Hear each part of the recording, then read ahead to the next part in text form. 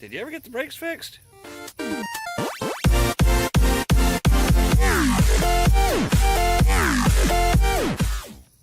Good afternoon, gang. It's the Drunken One. Yeah, no hat. How about that? No, I'm a poet and didn't know it.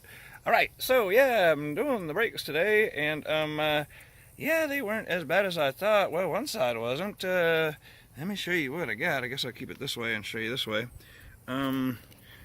The left side, the driver's side, however you want to look at it, had quite a bit left. It was paint falling off of it or something. It had quite a bit left.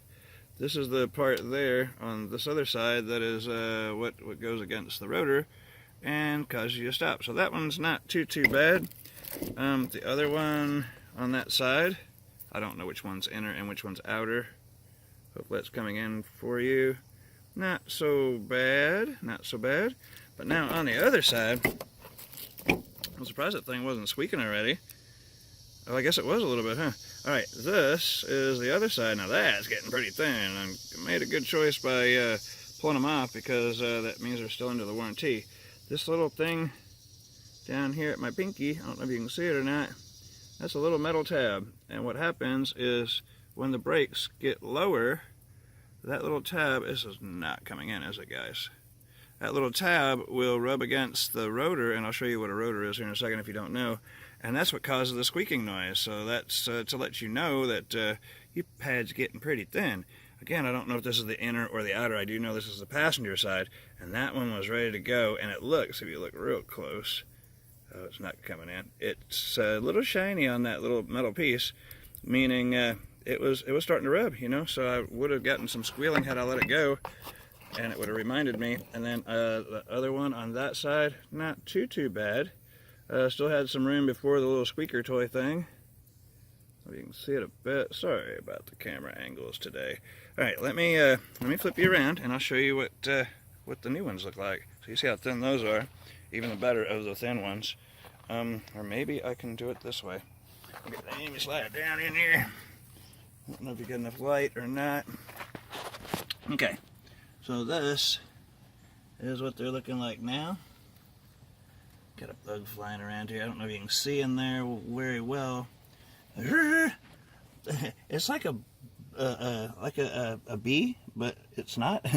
Anyway, so this is it right here.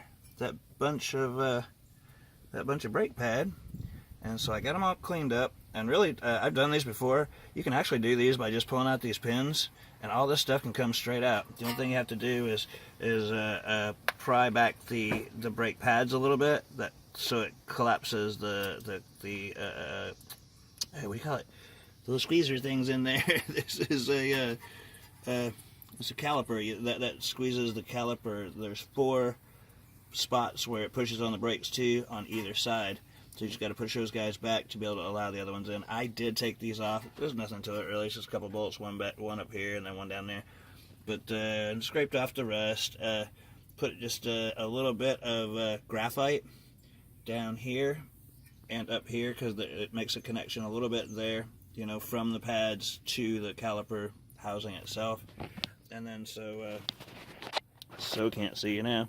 Anyway, this is the caliper, and it's a little rusty, not so bad, but it's not pitted badly. Pardon the buzz. Dang bugs.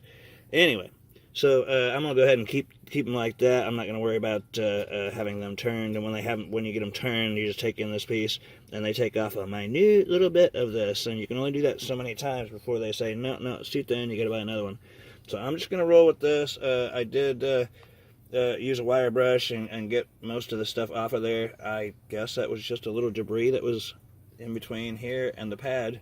So anyways, that's it. And so yeah, I'm gonna pop the tire back on. I cleaned the inside of the other rim, which made a pretty big difference. All of it didn't come off because, you know, they've just never been cleaned over 300 and something thousand miles. So anyways, yeah, I'm gonna pop the thing back on.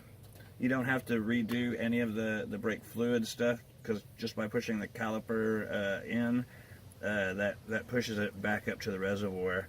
If anything, you're over full at this point. And if you do this for yourself, be sure to pump the brakes before you go anywhere. Start your car, pump the brakes, and that because there's a big gap in between the brake pads and the rotor rate now. And if you just go take off to driving, you are going to end up with no brakes there for a second till you panic and hit it 3 more times and then they grab.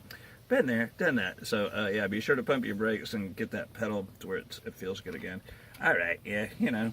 So I'm not a mechanic, but I work on some things myself. Yeah, there's the struts I put in. They don't look anything fancy, but that's the struts that I was working on the other day, and I probably should have cleaned them before I stuck them in there, but you know, it's a truck. What you gonna do?